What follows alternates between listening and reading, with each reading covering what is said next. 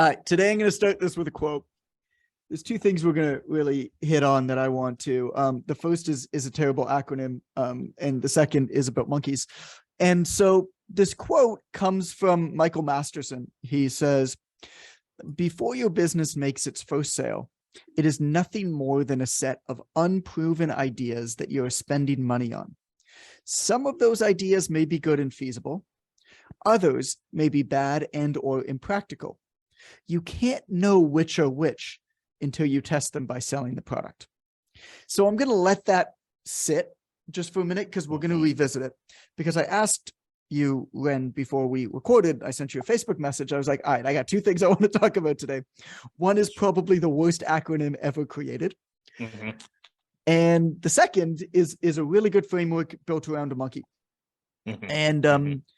And you chose the acronym first. And so, as you know, as I'm writing this book, one of the things I'm really trying to do is identify language constructs that help them stick better.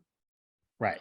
Identify anecdotes or stories that kind of make these points a little bit better, and then build frameworks around it, of course. And so what I want to show today are actually two frameworks that I think are really, really good, but I'm going to kind of throw them out there because I want to hear what you think about them. And so the first framework has to do with selling. And so the acronym is this, Ren. It's what you've been waiting for, my friend. I almost don't even want to know what it is. All right, okay, go. I'm emotionally prepared for whatever it is you're about to. Go ahead. Feel free. No, yeah, I guess. I don't know. I call this, drum roll, please. I will not drum roll for this until I've heard it. You can go back and insert a drum roll post-production. I call this the human optimized coaching sales system. Human optimized coaching. Hooch? HOCS. No, HOCS. HOCS. HOCS with a CH, the CH HOCS. Anything. So here was my problem in building this acronym. What? HOCS. Here's my problem in building this acronym. I've built a very, very simple framework that I'm going to tell you about after all this idiocy and dumbassery is done about how to basically make sales and simplify it. But the most important part of this is that it's a very human-centric approach. And so I need the word human in the acronym. Acronyms that have the letter H in them are really difficult to make. Not a lot of H words out there for an acronym, John. They kind of need to be 5 letters. And that's a long ass acronym. It is. So, I was thinking about I took out system at the end of it. It was going to be the human optimized coaching sales system, but then it was HOCS, and then it just even gets worse. So don't do that. This is what you're stuck with. HOCS, HOCS. When you see it in the book, hopefully it looks better in print than it does sound on a podcast, because I'm sure it sounds idiotic on a podcast. Okay. Maybe. So what? HOCS. I'm sure you are dying to hear, dear listener. Is a HOCS. Oh man. It's somewhere between hoax and cox. And it just makes me uncomfortable. A lot of the acronyms I was coming up with sounded a lot like COX. And that was a problem of mine. Oh my god. So but here's how I'm gonna start this section. Please go ahead. Go ahead. I'm going to drink water so I don't talk. How about that? So trying to execute a plan before thinking of one is a mistake, in my experience. And here's why. You're going to have good days. You're going to have not so good days. And on the good days, you're going to feel like you have it all together. And on the bad days, you're going to feel like a failure, and you're going to feel like what you're doing is stupid. And you're going to think that people are looking at you and you forgot to put pants on. Then you realize you work on the internet and that crap. You're not actually wearing pants, but it's okay because the camera's just from the waist up. Right. When we make plans, all of that lands, of course. When we make plans, we often make plans assuming the best of conditions. And that is a huge mistake. We run into this, actually, this is an aside, but it's something I run into a lot with Quick Coach and with users requesting features in Quick Coach, because trainers love building these perfect workouts with, this is going to progress this way, and it's these 4 workouts a week for these 12 weeks, and look at how pretty it is, and I've laid it all out in advance, and my clients are going to marvel at how spectacular this is. And they want to build that out on Quick Coach. And Quick Coach, as you know, Ren, doesn't have a calendar. So you can't lay out workouts on a calendar. It works instead on what I call a what comes next system. Because if you actually think about it, all that fucking matters when you're building a workout is what comes next. Right. When you build a workout perfectly for like 12 weeks in advance, what you're doing is you're not taking into account the fact that real life for basically any human is messy, and things come up and people get sick, and just no, like, I don't know about you, but I worked with a lot of clients and nobody ever had a 12-week plan that ever went exactly to plan. Never. And it's so impossible. It's impossible. And the problem is, if you have a calendar and you've put a workout on a calendar to happen on Tuesday, and that client misses that workout and then does a workout on Wednesday, well, they have to go back to Tuesday and find Tuesday's workout, or the trainer has to go then and grab that workout on Tuesday and move it to Wednesday. But that, of course, messes up the schedule, because then Wednesday's workout isn't going to be done on Wednesday. So that needs to be moved to Friday, because Thursday's a day off, and then Friday, and then everything shifts, or you have to go back. As opposed to, if I miss my workout on Tuesday and I get there on Wednesday, I'm still doing the next goddamn workout. Right. And so it makes sense to me to have a queue, to have an order. And the reason for that is, when building programming, you build it assuming that things are going to go wrong. You don't build programs assuming the best of conditions. Right. Because not for long, you don't. If you build programs assuming stuff is going to go wrong and it doesn't go wrong, it's still fine. If it does go wrong when it goes wrong, you're also fine.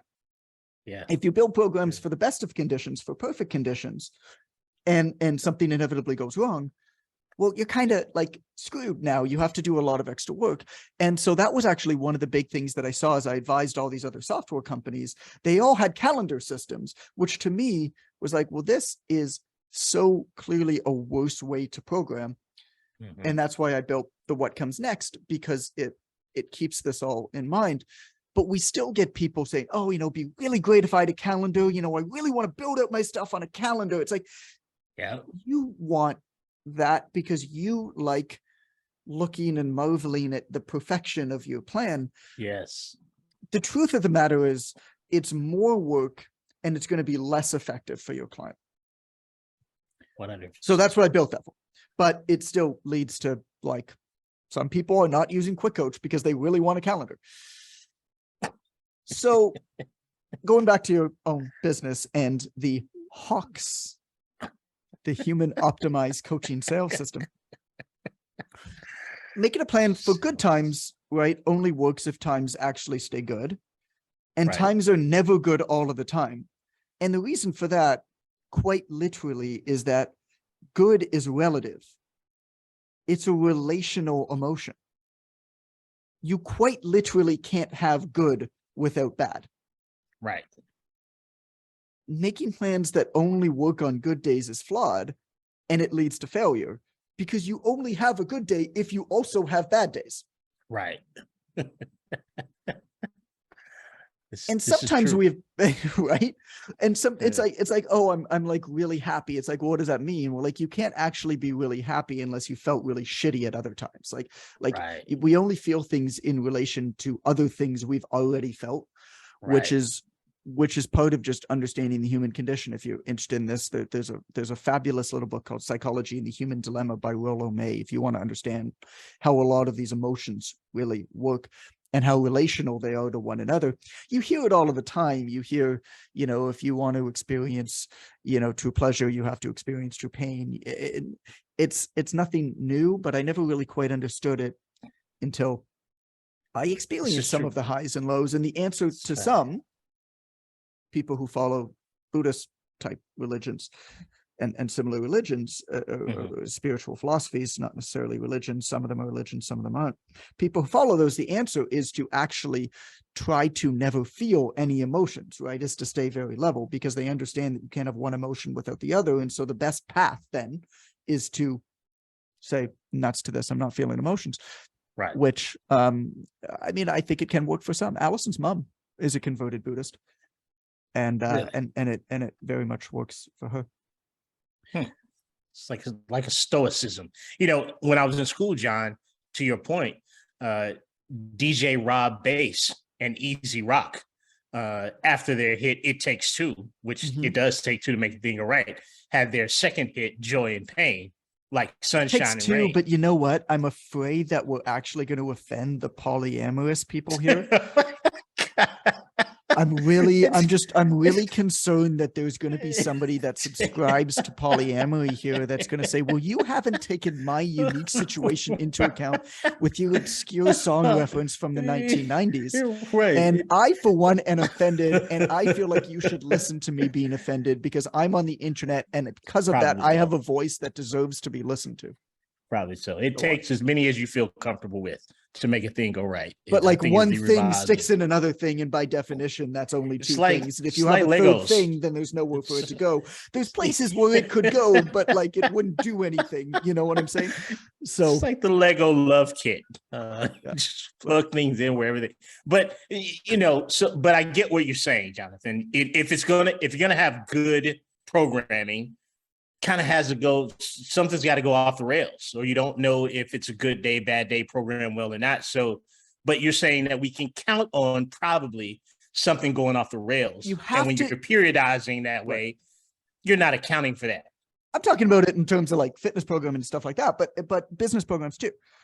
As you're building like a strategy and a structure to what you're doing, you have to build it understanding that you're going to have bad days. And like sometimes we have bad days for a reason, like something happens, right? Sometimes we just like got up on the wrong side of the bed. Like Calvin yesterday got up on the wrong side of the bed, and he was a little shit in the morning.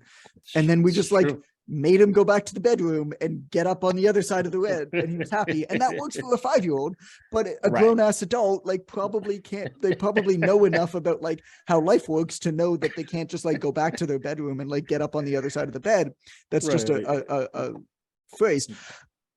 But the days that are bad are the really dangerous days, because those are the days where if you don't have a plan, you're going to fall prey to jumping on shiny objects and silly strategies, and you're going to like throw out a lot of the work that you were doing and start over, and you're going to lose a lot of the day-to-day progress that you've worked really hard to build. And so all of this to say, I think it's really important that you make a plan, but it doesn't necessarily have to be a good plan.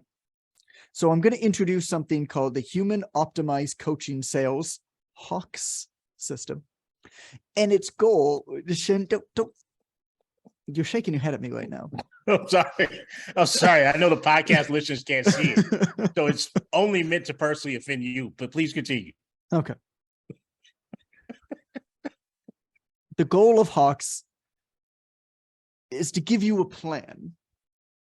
But before I tell you what this is, know that you're not going to get it right. You're definitely not going to get it right at first, which is fine, because a bad plan executed well will give you better results than no plan. Right.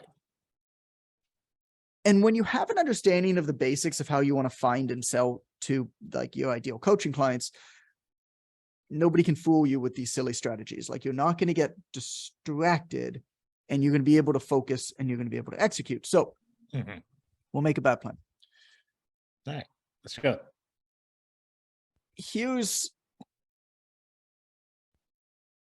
Okay. Where do I want to start with this? I don't know. I was assuming you start with the H. Well, no. The H, it doesn't work like that. Oh, it's not like that. No. It's the HOCS just stands for Human Optimized Coaching Sales. It's nothing else. But there's 5 steps to it. I'm gonna go here. There's 5 steps of it. Okay. Step number 1, The function of this is to work backwards from the problem. Okay. Instead of forwards from the solution. Okay, I like that. Yeah, I'm gonna write that down. Yeah, jot that down. I'll stall while you jot it down. Yeah, if you could do that. Yeah, because I have been taught all of my business life to sort of backwards engineer things from the result to the inception instead of the other way around. So that makes sense to me. That's familiar to me. I'm still, still on the fence about the HOCS. I don't know if is it just a soft H? I'm sorry. Go ahead. It's a soft H. It's just a soft H. Just HOCS like that. I'm sorry. Go ahead. So it's 5 steps working backwards from the problem. Okay. Step number 1 is, what do I want to sell? Step number 2 is, who are my customers? Mm-hmm. Step number 3 is, what do they want? Step number 4 is, where am I going to find them? Mm-hmm. And step number 5 is, how can I talk to them today? And the final word of that is in italics, my friend, which means it has some emphasis on it. Mm-hmm. How can I talk to them today? Not how can I maybe kind of attract them through content that I'm going to try to create that's kind of like them, but I'm not quite sure, but maybe they'll like me talking about the thigh gap because I saw something about the thigh gap. And I think it's okay if thighs touch between their legs because I think strong is sexy and I think it's great. And I saw this woman one time crush a watermelon between her thighs. And did you see how she looked with the dress on? She was beautiful. And oh my God. But if you had a thigh gap, you could definitely not crush a watermelon between your thighs. So I'm going to talk about that with a piece of content. And I think that even though I have 25 followers, somebody is going to like it. No, how can you talk to them today? Right? So human optimized coaching sales, the 5 steps. What do I want to sell? Who are my customers? What do they want? Where am I going to find them? And how can I talk to them today? And a lot of the examples that we've spoken about in the last number of weeks of episodes, when, if you think about it, all follow this framework almost to a T. Think about the Bolton Foods example when I bought meat from a truck, right? What do we have? Okay, well, what do I want to sell? I want to sell this expensive meat. Who are my customers? Rich people. What do they want? Well, I'm not sure what they want, but we have all these types of meat, so I'm going to ask them. Where am I going to find them? Well, I'm going to go to a rich neighborhood. How can I talk to them today? Well, I'm going to wave to them on the street and I'm going to talk to them. Like I'm going to quite literally park my van on their street and talk to people who are around and sell this goddamn expensive meat. Park my meat on their street and press the flesh. That's what. But think about it, the same type of example with the surfing example. Oh yeah. Where have I given the surfing example on the podcast? Yeah, I remember. Yeah, I remember with Dwayne. With that. I don't know if we had a fake name at that point, but I remember the example, I believe, talking about getting those professionals together. And but Dwayne is who's executing this methodology. So tell us about it's the same type of thing. What do I want to sell? Well, I want to sell high performing mental and physical coaching to wealthy surfers. Okay. Well, who are my customers? My customers are wealthy surfers. My customers are surfers who actually have money. Cool. What do they want? Well, they want to be able to perform better, but more than anything else, they're actually probably like executive types who like to surf, and they kind of want to like be more successful in their professional careers, but the surfing is like an uncommon commonality with them. Where am I going to find them? Well, the best place to kind of find them is these high-end surf resorts, because they go to all of them and there's not a ton of them and there's not a ton of these resorts. So it's actually a relatively small community. How can I talk to them today? Well, it would be very, very difficult to go out and try to find them or get their attention, because these are like executive types might be hard to get a hold of, but how can you talk to people in that world today? Well, you can start a podcast that is a podcast for the high-end business surf community, and you can now call up the executives of these resorts and get them on the phone today. And that's, I mean, I don't remember what I actually spoke about, but without recording a single episode, like this is actually what happened with Dwayne in this podcast. So he heard the example of me speaking about like the Best of Etobicoke podcast, and this light bulb went off. And without recording a single episode, for no other reason than he called it a podcast, and he mocked up a really crappy image on a free design app of his podcast. He booked our interviews with executives at 3 different surf resorts. I love it. And it's still like, so I actually haven't checked into them for a few weeks, but when I wrote the section, it was still super, super early, but it had already led to 2 new clients, which were 2 of the executives that he interviewed for his podcast. That's awesome. And so this follows the same human optimized coaching sales system, right? How can I talk to them today? Your goal is to talk to your ideal people today. And a really easy way to do that is to decide on a name of your podcast. And as we've shown here through our podcast, you can change the name whenever you want. We've had 6 names so far, so I think we're at 6. Yeah. And that's fine. And you can also change your image. We probably have more than 6 images. Probably so. But if you reach out to somebody and you say, hey, I'd love to interview you for my podcast that profiles the best in the international surfing community, or whatever your obscure examples, and you say, I have a podcast, and you send them a picture of the thing, which is like really just something shitty you mocked up in Canva like 20 minutes ago, they're going to say yes. We just did when, so I every 2 weeks, I do these hot seats for the mentorship. Right. Okay, and we just finished it. And usually what happens is that there's 4 people who are volunteered by their success coach, or they say to their success coach, hey, you should, do a hot seat chat with John. And they fill out a form, and then we go super deep, and they're great. Well, this time, the 4th person who was supposed to go just had something come up super last minute. So we had an empty space. So I called on somebody randomly, and she was brand new to the mentorship. She joined like a week ago. So she hadn't got started, and she had some stage fright. And I asked her, I said, okay, what is it? Is there anything that you were an obsessive nerd about? What is it that you are unjustifiably obsessed with away from fitness and health? Is there anything? And what she said was astrophysics and space.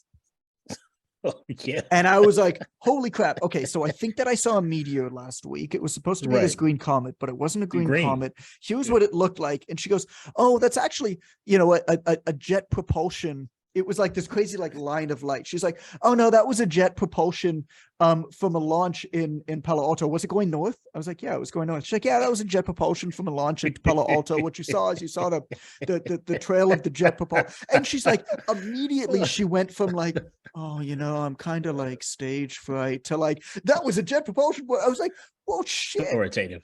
Yeah. What you gotta do, man, is you gotta let your geek flag fly here. Yes. Oh my God. How appropriate. It worked out really well for me. That's so appropriately put, though. It's the right thing to say. I love that. Let your geek flag fly. I'm sorry. Go ahead. Well, you can continue if you like, but it was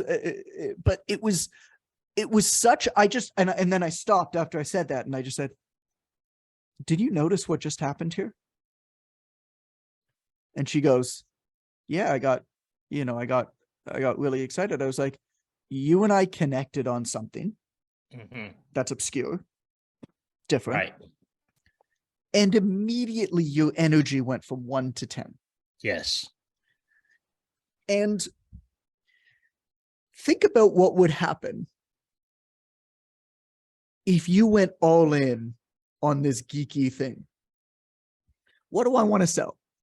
Okay, well, I want to sell, I'm just going to work, I didn't go through this with her, but I was like, what do I want to sell? Well, I want to sell like, fitness and nutritional programming for somebody.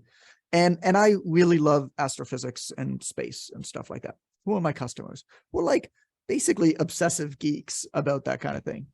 What do they want? It's like, well, they want the same thing that anybody else wants that buying our stuff for the most part. They want to feel like they look good and feel better. Where am I going to find them? Okay, well, I'm just thinking of one friend of mine that I went to summer camp with. Amy Shira Title is her name. And she's like a big YouTuber in the space world. She's like a space historian. I think she's more of a gamer now, like a Twitch streamer, but she wrote like a book about space history and a big YouTuber. And I was like, okay, well, like, could you reach out to a couple folks in that world and say, hey, I'm in fitness and health, but I love what you do, man. I freaking love jet propulsion, dude. And I'll tell you what, I love jet propulsion so much that I've nicknamed hip thrusts in all of my programs to be called Big Bangs. We got all my clients doing 8 to 10 big bangs for 3 sets. I'll tell you what. We don't do dumbbell thrusters. We do jet propulsions. And she starts renaming all of her exercises to be basically like space geeky names. Yes. And she brings on some of these folks. Think about like now she has a reason to connect with people who have an audience that love her stuff. And she could train them for free or even sign them up as her own clients, because they'll probably be like, well, that's awesome. I've been meaning to get into shape, because a lot of people have been meaning to get into shape. Right. And now they have a reason to connect with her on some geeky, nerdy obsession that they all share with one another. And it's the same framework, right? Over and over and over again. But it's so hard because the minute that you let your geek flag fly and you focus on this, call it your 1% that's like different, you're removing the veil of safety, because doing the same thing as everybody else is safe. Super safe. And you're removing that. I find with even our coaches that we mentor, like people don't have and I've said it, I think on the podcast before, people don't have a problem with authenticity. They have an issue. They have an issue accepting that their authentic self is enough. So you talk yourself out of it, right? No, but that can't be good enough. I had a session with a coach some point last week. I said, well, one thing you consider telling your story. I think every coach has 2 origin stories: the thing that gave them the superpowers, and then the reason that makes them use the superpowers for good. Because here on The Villain, they have basically the same origin. They both suffered some great thing. I said, but there's a reason why you got into fitness, and then there's a reason why you decided to give fitness away. I told him my story. He said, yeah, but my story is not as interesting as yours. I said, no, your story isn't as interesting to you as my story is, but it's interesting to other people. So when you can let that flag fly, you increase dramatically your opportunity to connect with the next human. But if you try to figure out what the humans want, man, you're going to fail every single time. Just be what you are instead of trying to figure out what people want. It's a better strategy, and it fits very well into HOCS. Did I say it right? Was that a good use? Did I use it? We're just going to go with HOCS, I think. All right. Okay. All right. Whatever. The HOCS fits well in HOCS. All right. Anything else you want to hit on with this? Well, no, I feel like you were very dismissive of my usage of the word HOCS, Jonathan. I don't know how I feel about that. Like, had this big build up, and I had never used it before, and then, it's kind of like, I don't know. I was expecting you to be more into my usage of the word, but go ahead. So Google has an innovations lab. Okay. Okay, it's called X. It's devoted to solving impossible problems. And just to give some idea of like the scale of this, they invest more like over $3 billion a year into it. And it's guided by a single philosophy, which is monkeys and pedestals. Mm. And the thought experiment is this, the framework is this. Imagine you're training a monkey to juggle flaming sticks while standing on a pedestal. So you really want to train a monkey to juggle flaming sticks while standing on a pedestal. You have effectively two jobs here. You got to teach a monkey to juggle flaming sticks, and you got to build a pedestal for it to stand on, right? Mm-hmm. Now, you know you can build a pedestal. It's going to cost money. It's going to take time, but you know you can do it. You're not quite sure, however, whether you could teach a monkey to juggle fire. It sounds pretty freaking hard. And also like super weird, but weird examples are often pretty fun and memorable. So we're going to go with it. So the bottleneck in this weird and also surprisingly useful example is teaching a monkey to juggle fire. Mm-hmm. If you can't teach a monkey to juggle fire, there's no point in building the pedestal, because who wants to watch a monkey setting fire to itself because some asshole human made it throw sticks in there? And this goes back to the quote that I started the podcast with. Before your business makes its first sale, it's nothing more than a set of unproven ideas that you're spending money on. Some of those ideas may be good and feasible. Others may be bad and impractical. You can't know which are which until you test them by selling the product. So as you go about building your business, there's going to be easy tasks and there's going to be hard tasks. Easy tasks are things like setting up a legal corp, are things like designing a logo, building a website, writing down ideas. Right? Everybody loves writing down ideas. Hard tasks are usually related to selling, because just selling is difficult. But I've seen a lot more coaches fail because they didn't have enough sales than I've seen go under from the lack of a logo. Right. So selling your coaching comes first. Like as you like embarking on this journey, no matter what point of the stage that you're at, right? There's things that you know you can do, like forming a legal corporation, getting a logo. These are pedestals. Now, it might be hard to do. It might be time intensive. It might be expensive to do, but you know you can do them. Then there's things that you aren't quite sure yet whether you can do, like make sales.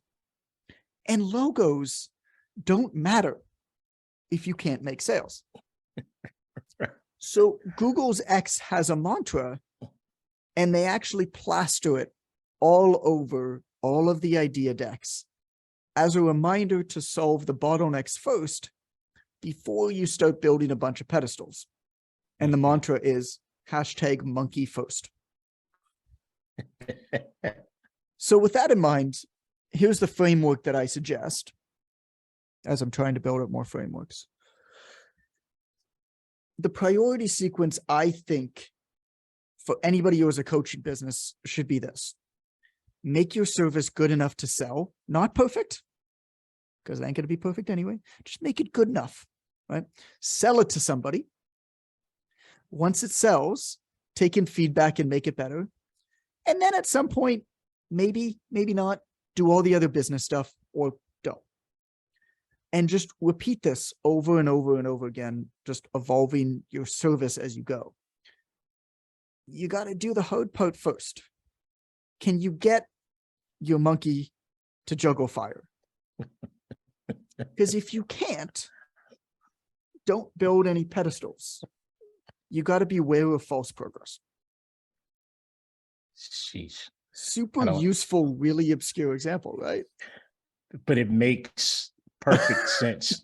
It makes so much sense. Halfway through, I was like, oh, the light bulb went off. I get it. I get it. Man,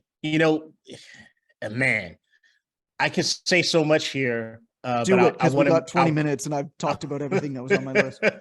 I want to measure how I deliver what I want to say, but I'll start by saying we encounter droves and droves of pedestal builders in the context of us helping coaches, start their business. Right. And Amber's spoken, Amber's not here. religiously We're on. not, Yeah, she's not here, but she's probably covered in poop. She's trying to teach her son, get her son potty trained, and she took a full 2 weeks off to try to potty train her son. And we're about 6 days in now or so. So my guess is that she's give or take ankle deep in poop at this point. In the thick of it. Yeah. However, we talked a lot here about procrastination, and procrastination by perfection. This is exactly what you just explained, but with a much more colorful and enjoyable story. I will be recycling this story often, by the way, because it's just a great way to turn light on in somebody else's brain. It's less preaching to me and more, oh, I see that. So, and you can always remind it. What I love about stories like that is you can always, when you do that and you have some symbol, you can just be like, yo, don't be the monkey. I had an assistant once, this a couple of years ago, and this is when I had a physical office and a couple of us were working out of there. People would come and go, and then other people would work out of there every day. So she sat like across from me at another desk. And because she was there present with me, she would ask me about every tiny little decision. And it drove me fucking nuts. Right. Because I was like, you need to make some of these decisions. And it kind of like, I kept saying to her over and over again, I was like, no, like that's a you thing. Like that's a you thing. And it just never really stuck. And then we had one day where we were sending a letter to somebody. Can't remember why. But there were 2 choices of envelopes to send it in. There was a red envelope and there was a white envelope. Oh my God. And so she looks over at me, and you can sense when somebody's looking at me. No. And she's like, hey, which envelope do you want to use? And from that day on, every time that she asked me this, now I had like a symbol. Now I had a story. I was like, red envelope. This is a red envelope. Right. But I mean, it's super annoying, and she didn't last that long as an assistant, but still it's one of those, it shows you. And in coaching, the same thing. If you're trying to make a point to somebody, the stickier you can make the point, the better. Right. For 2 reasons. One is it's just more memorable if you tell it in a story. It's just humans evolved telling stories, like Anansi the spider in Africa, like, some mischievous spider, like going around, like driving all the other animal spiritual gods crazy. And Anansi stories were like passed down generation to generation and kept evolving. And so you think about, like, we have evolved as humans to not use the written word largely, to tell stories around things like campfires. And that's how we conveyed information. And that's kind of how our brains are like made to work. And so now, of course, we have the written word, but that's only in the last couple 100 years. Sumerians was like 500 years ago or something, 600 years ago or something. They were the first ones. And so if you understand that, then you're like, all right, well, I can, like, if I want to communicate something, it's way better to communicate in this story. The other benefit, though, is that you kind of feel like an asshole as a coach saying the same thing to somebody over and over and over again. You kind of feel like you're preaching. You're like, no, don't eat that. Don't eat that. Don't eat that. Don't eat that. Why did you eat that? Oh my, like, there's only so many times you can do that, or even check in with somebody. And so it's good to have those symbols, even if they aren't quite perfect. I think about, did you ever read the article I wrote called The Green Face Diet? No. Way back when? I never even heard that story, that title. It was a, it was one of them. it was one of the couple earlier articles I wrote on the PTDC website that became really popular. And I think it was for this exact reason. And it was something that I did with my clients. The idea between the green face diet is I needed some way that was just really easy to remember of whether a food is like good or not good to eat. Mhm. Is it green? Did it ever have a face? Clearly not perfect, but like But it's not bad, right? pretty good. like not bad, because what that allowed me to do was anytime when I wanted to check in with a client, we now had a custom language that we could speak. I'd send Right. him a text message and I'd just be like, yo, Todd, how's your food last week? And he's like, green face, bro. I'm like, all right, cool. Let's move on. Right.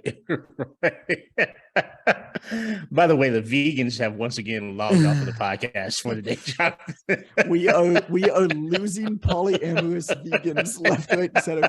Funny enough, most vegans are also polyamorous. And Oh, of course, oh.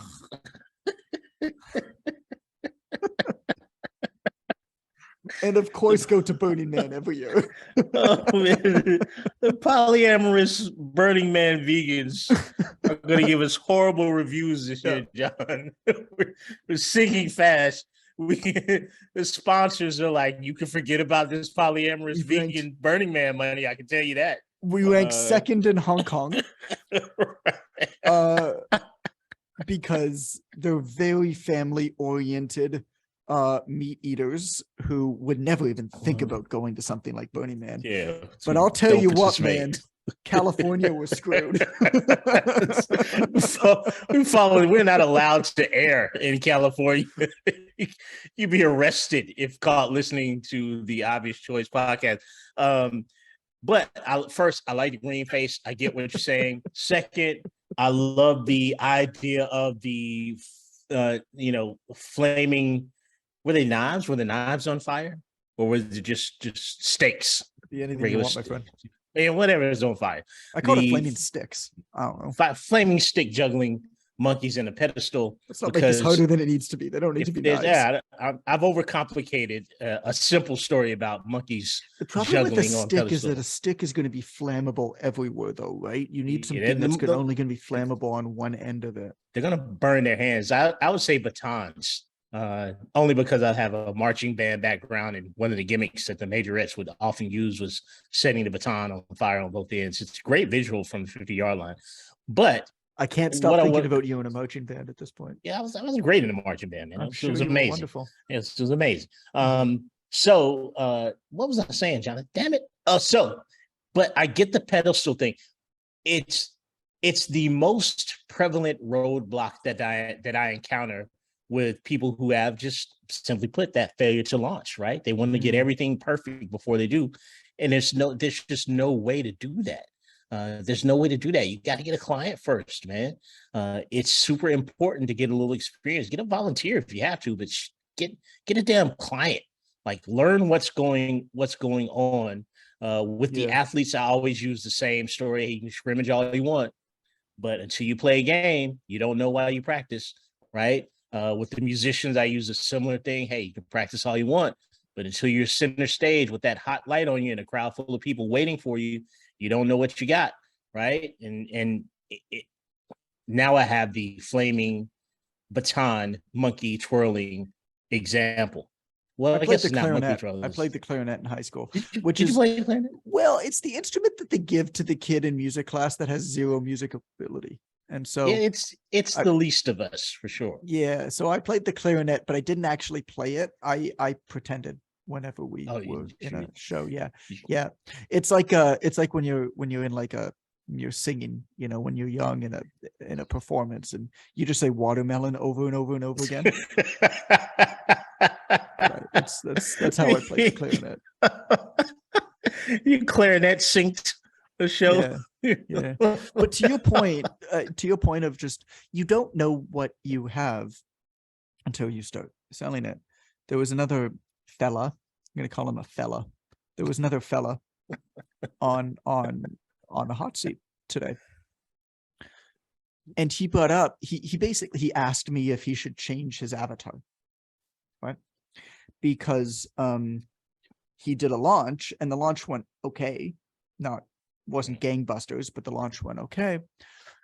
But he promotes himself to men, but he got 4 women as clients and no men. And so should he change his avatar? And my response was, I have no goddamn idea. You know, he said, I've spoken to some other people in here, and they've said, yeah, you know, women seem to hire more coaches than men. And I kind of just said, yeah, it might be true. Men generally are less prone to take advice from anybody else about anything because we're stupid. Generally. And I will walk for so far before I ask for somebody for directions. It's just, it is. And I hate myself every time I do it. And I'm so happy whenever Allison asks for directions, but I make sure that I like hide behind a corner or pretend that I'm doing something else and not paying attention when she's asking for directions. Stupidest thing ever. And so maybe that's true. Maybe men don't hire as many coaches as women do, but some men do. So to say that I'm not going to promote myself to men because fewer men hire coaches than women, I there's enough men who hire coaches. Like that's not right the thing.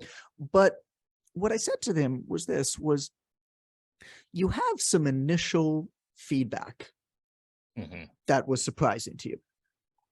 It's not enough yet to make any decisions on it. It's just too small a sample size. Like you just don't know. Maybe just like, I don't know, there was a man's holiday that day or something. The game could have been on, John. The game was on. Like I don't know, you know, God, it's 4 people. You do not have enough information to know anything. Right. And so don't jump to make a decision, but could we test some assumptions here?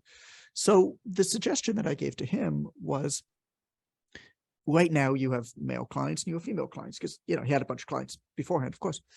Why don't you ask both of them, you know, like ask like a series of your male clients, a series of your female clients for, you know, just what are like 2 of your biggest questions that you have right now about health, fitness, about how to fit this in your life, or ask them what it was before we started working together, whatever it was, and create a piece of content around the answers to those questions. Because now you have very specific, for each audience, you have very specific, and just see what comes back. And then you have a little bit more information. I mean, you just, I do think, you know, that the monkey first example is a powerful one, because it's easier to work on the low-hanging fruit, and we're kind of told to do the low-hanging fruit first. Right. We're kind of told, it's like, oh yeah, no, there's low-hanging fruit here, you should tackle that first. It's like, well, you probably shouldn't though, because if you can't do the hard things, or the hard things are surprising to you in that you are saying that you sell to men and it's actually women that sign up. Well, imagine now if you were to have built your logo and your website and incorporated a name and all this kind of stuff before you actually figured that out. Right. And so, yeah, I mean, that stuff might be hard to do, but you know you can do it. And so you shouldn't do the low-hanging, when it comes to this kind of thing, I don't think you should do the low-hanging fruit stuff first. I think you should gather feedback and gain information. And the only way to gain relevant information is to get somebody to pay you for what you do. And if you can't get anybody to pay you for what you're doing, I got news for you. Ain't no fucking website or logo ain't going to make any hell of a difference. I think you broke your HOCS, son. Your HOCS is broken. Did I use it well there? Is that right? The correct I almost feel like I should have used an acronym like HOCS, and that way we could be like, you broke your cock, son. You broke it. I see the problem here. Your cocks is broken. It's just bent. It's just bent. It's just slightly misaligned. Holy crap. So what I love about what you just said is Amber should not let us out of the house. no, absolutely not. This will be years from now. We'll look back on this as the beginning of the end of the Obvious Choice podcast. And people will say, how did they not see that? But something that you mentioned, oh, I know what it was. You know, there's a tendency to feel like in business, every little decision is fatal final, right? Everything's fatal final. And what it is more so than that is experimental, right? Experimental and data collection. Mm-hmm. So when I'm talking to coaches, I talk to them about sort of the buffet method. Like, hey, you're going to a new restaurant for the first time. They've got a buffet. Never eaten there before. So maybe the first time you get the buffet, you get a little sample, get to try a little bit of this, a little bit of that. Maybe second time you come back, you sample again. I have the buffet. I'm not really clear on what I want. Maybe do that 2 or 3 times. And then eventually you'll go to that restaurant and you'll be committed to an entree, right? Because you've had enough sampling of the buffet to know, the steak's not really that great here. The seafood is horrible, but they do well on meatloaf and mashed potatoes. So I'll have the meatloaf and mashed potato entree, side of water. Like, it's okay to not initially be able to commit fully to one niche, one methodology, one thing.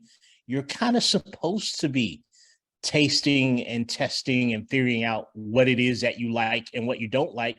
And there's no harm in that, because there's not a lot internet-wise that you can do that can't be undone. We should be a good example here. I think we need to dwell on that point a bit. Yeah. Say that last line again. There's not a lot that you can do on the internet that's going to totally set in stone, right? Like you have and again, you guys just use us as an example. We've had 4 iterations of this pod. There was a podcast that I did. It was called It's Possible, right? And I was interviewing OTA students. I was the second person to do that. Mm-hmm. And then there was the version with me and John and Catalina and Amber. And then the point is, you can always change it. You can always change it. And to you, it might be kind of embarrassing when you change it, because people are, and you're like, oh my God, are they going to notice? Are they going to notice? And like, ain't nobody going to notice. Nope. And even if they do, they're not going to give a shit because they're worried about their own thing. Right. It's just how it goes. And so it needs to be a constant process of just figuring it out. And you're never going to get there because the minute that you get there, it becomes here and there's going to be a new there. And so constantly striving for there is a flawed process because you can never get there, because if you get there, it's here. And there just becomes a new there. For that reason, it's the journey that matters. It's the process that matters. And the process needs to be this continual process of just trying to figure out the right way for you to operate and to kind of do this thing. And you're never going to get it. You're never going to. It's just, it's an impossibility. And I think once you accept that fact, you become free to just kind of play in ways that are just much more fun, much more explorative. And it's the same, I think about it in terms of like knowing myself too. You're never going to know who you are. You're never going to completely figure out who you are. But that doesn't mean you shouldn't try. And that doesn't mean you should continually work as hard as you possibly can to understand yourself and your own wants and needs and desires as much as possible. Because then you can begin, oh, there's a huge ass iguana out there. That's cool. Because then you can begin to design for yourself the right way to work, right? You'll stop comparing yourself to others. Or even if you compare yourself to others, you'll appreciate that they'll be doing things that you're not willing to do yourself because you Right. understand yourself so much.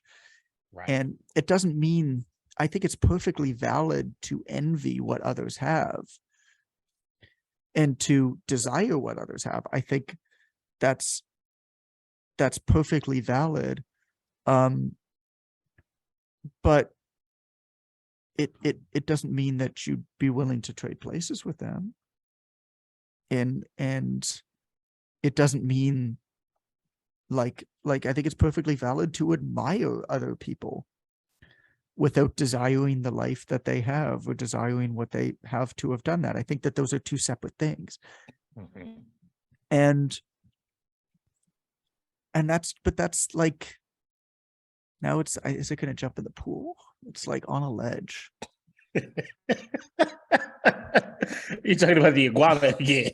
It's big, yo, it's big. Yeah, it's like running around. It's kind of camouflage now in the bushes. The Mexican squirrel is out there. Basically. Yeah, basically. Anyway, I think that's a good podcast. Podcast out. I'm completely satisfied. All right. Oh Take care of God. yourself. Keep an eye on that iguana, John.